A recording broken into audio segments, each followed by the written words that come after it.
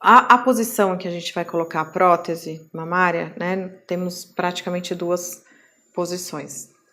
Atrás do músculo ou acima do músculo, mas na verdade existe subglandular, que é embaixo da glândula, subfacial, que é embaixo da fáscia, que é uma membrana que cobre o músculo, tá? E embaixo do músculo. Então a gente tem 3 posições. A indicação de cada uma difere, levando em consideração o desejo da paciente e a anatomia da paciente, tá? Então, em geral, se coloca atrás do músculo para deixar um resultado mais natural. Essa, mais ou menos, a justificativa, tá? Eu prefiro usar subfacial, ou seja, acima do músculo, porque eu acho que a gente consegue ter resultados naturais também, escolhendo adequadamente a prótese. Então, a gente tem uma gama enorme de opções de prótese, de dimensão, de base, de altura, né, para escolher a prótese adequada para cada paciente. Então, inicialmente, o que a gente vai fazer? A gente vai determinar a base da prótese. Então, eu vou ver o tamanho do tórax da paciente, em que base de prótese é adequada para aquele tórax, para que as próteses não fiquem muito separadas, tá? E nem fiquem muito unidas. Tem que ter um equilíbrio. Determinando a base, a gente vai ter 4 opções de projeção, que seria a altura da prótese. Obviamente, quanto mais projetada, mais ml vai ter, com a mesma base.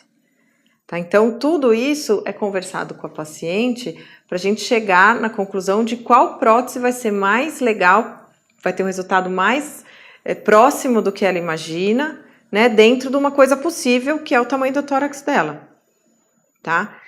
E outra coisa que a gente tem que levar em consideração é a quantidade de pele que a paciente tem. Então, uma paciente nuligesta, que nunca amamentou, que não teve perda de peso, bem magrinha, que não tem quase nada de mama ou tem uma mama muito pequena, provavelmente não vou conseguir colocar uma prótese grande, né? Uma prótese muito grande. Então, a gente mede o tórax e vê as opções que a paciente tem. Então, quando uma paciente chega e fala assim, eu quero colocar 300 ml. Eu falo, não, peraí, a gente tem que ver um monte de aspecto para a gente escolher a prótese. Eu não escolho prótese por volume, a gente vai escolher por dimensão, tá? Então, eu vou ver seu tórax, vou medir seu tórax, vou ver sua expectativa, vou ver se você já amamentou, não amamentou, se emagreceu, se tem pele sobrando, como está a sua areola, que posição que está a sua areola. Se a areola está muito baixa, só colocar a prótese não vai ficar bom.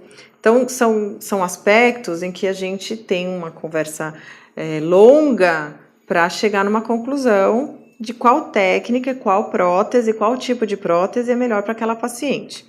Além da posição que a gente vai introduzir a prótese, embaixo da glândula, embaixo da fáscia ou embaixo do músculo, a gente tem tipos de próteses diferentes também.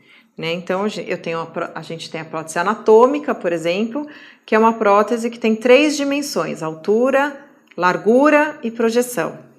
Que, em geral, a maior projeção da prótese não está no centro da prótese, sim no polo inferior, deixando o colo mais suave. Por isso que ela chama anatômica, que ela é mais perto da anatomia normal, de uma mama normal. As próteses redondas, elas são bidimensionais, então elas têm o diâmetro, que é a base, e a altura, deixando um colo parecido com o polo inferior. Então, a parte superior da prótese é semelhante à inferior. Então, o colo fica mais marcado, tá? Mas dentro dessas duas diferenciações, anatômica e redonda, eu tenho inúmeras bases, inúmeras projeções, inúmeras alturas. Então, a gente consegue ter um resultado natural com uma prótese redonda se eu escolher adequadamente a altura, o diâmetro, entendeu? Uma outra questão é a textura da prótese. Então, eu escolhi onde eu vou colocar, eu escolhi o tamanho da prótese, a forma, né? Se ela é anatômica ou redonda, agora eu vou escolher a textura. A textura, ela pode ser microtexturizada, macrotexturizada, poliuretano e a menos texturizada de toda, que é a lisa. Cada cirurgião tem sua preferência, tá?